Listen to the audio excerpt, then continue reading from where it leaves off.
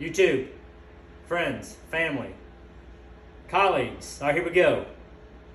The final Jon Boat build, Slim 3, is 99% complete. I got some little things I'm going to do to it, just to, just more of a time restraint more than anything else. It's been a very long process, a very a learning curve. As most of you guys know, welding. I had no idea how to do any kind of aluminum welding whatsoever. So, I bought a welder and I learned how to weld aluminum, as most of you guys have seen during the process, etc. And I think I've done a phenomenal job. I've actually been in the water with it a couple times, and I know the structural is still there. It's not moving, nothing moved. I've had people jumping up and down on the decks, and I'm excited about it. But anyhow, I'm gonna dive into it real quick, kind of keep it short and sweet for you guys. We're gonna start at the bow of the boat, work our way to the stern, and I'm gonna show you in between the live well, my rod locker, and things like that. So we're gonna start up here in the front of the boat. I've got a little, it's a 4 foot, 60 inches wide, little casting deck. It's perfect for me. I only put one storage compartment in the front. I could probably put another one, but I wanted to kind of handicap myself a little bit from putting too much stuff in the boat. I have a tendency of doing that, so that's why I made a very small compartment where I can only put 10 boxes, the Plano boxes, where I can put a couple of those larger totes of one or two large totes of plastics in there. So anyhow, let's start the trolling motor. Went with the 80 pound 24 volt Fortrex. I got a Humminbird Solix 12. I'm actually gonna be putting my Mega 360 imaging up here, and I've got another surprise coming probably within the next week or so. I'm not gonna disclose that one yet, but I went ahead and put a recessed pedal in here. For any of you guys who fish a lot, you guys understand the necessity of that. It actually does help with the back. You're standing on the deck all day. So anyhow, yeah, that's pretty much it here in the front. And I went ahead and used 2 different types of sea decking. Actually, 2 types of decking. I used the sea deck, and I also used some Holly Bolly stuff that was like half the cost of it.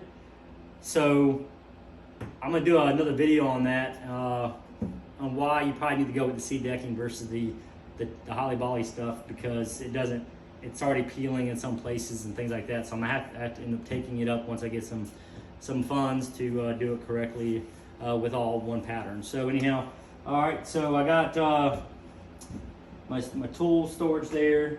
I went ahead and built my area right here on the sides for my rods. Instead of actually having my rods hanging off the casting deck, I went ahead and designed to go ahead and lay them out right here. There's enough room here to go ahead and put my reels and my rods, strap them down on both sides.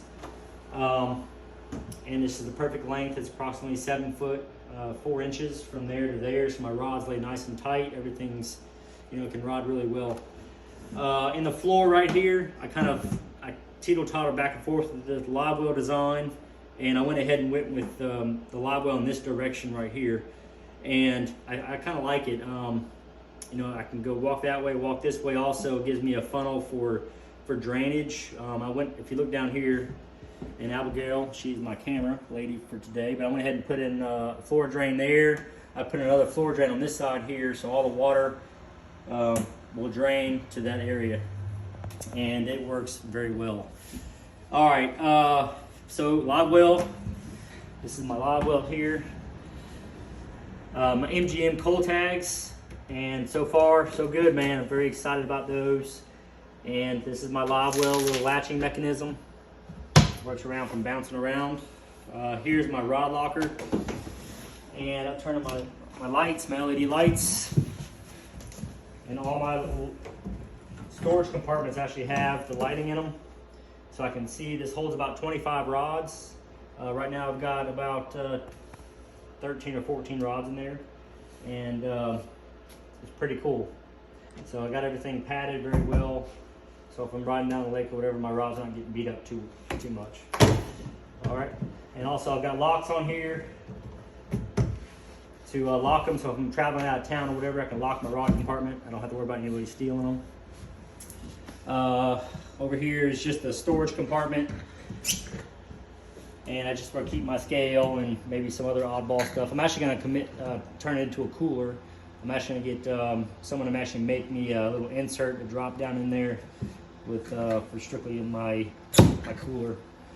And yeah, I could probably put 1 or 2 more in here, but again, I'm trying to restrict the amount of storage for weight issue. All right, so we come back to the back decking here. I got storage compartment here, life jackets or whatever, fire extinguishers or tools or whatnot. Put everything in the back of the boat, and I went ahead and got my back hatch compartment. And what I did was there's my gas tank. I made it big enough so if I want to put a 5-gallon gas tank in here versus the 3, I can do that. I've got 2 sets of 24 set batteries. I got a 2 over there, 2 over here, and I got a 24 volt for my trolling motor. I've also got a master power switch right here and 1 right here. So this controls all my other batteries. These batteries back here, and this one controls this one right here for on and off switch when I'm charging it. I've got dual bilge pumps. I've got my live well fill in, overflow valve, and my drain valve right there. So, and then I got all my connectors, all my batteries on these little disconnects. So if I ever have to swap the batteries out, or if I just want to unplug them and move stuff around, I can. So it turned out really nice, man.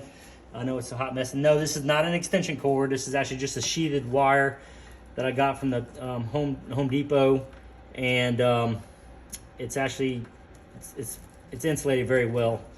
So it kind of helps with cross contamination between electrical items, etc. So got a built-in charger right here for my battery, and yeah, that's the back compartment, man. I'm very excited about it. And then also it's powered with the Tohatsu 9.9. So, but yeah, that's it in a nutshell. It's been a great project, man, and I'm stoked to get on a 2022 fishing schedule and start putting this bad boy to work. So I appreciate everybody tuning in, following along with this process. And if you guys have any questions, any comments, concerns, hit me up, man. Let me know, and I'll tell you what I did, behind the scenes if you haven't been following along. So appreciate everybody. Peace out.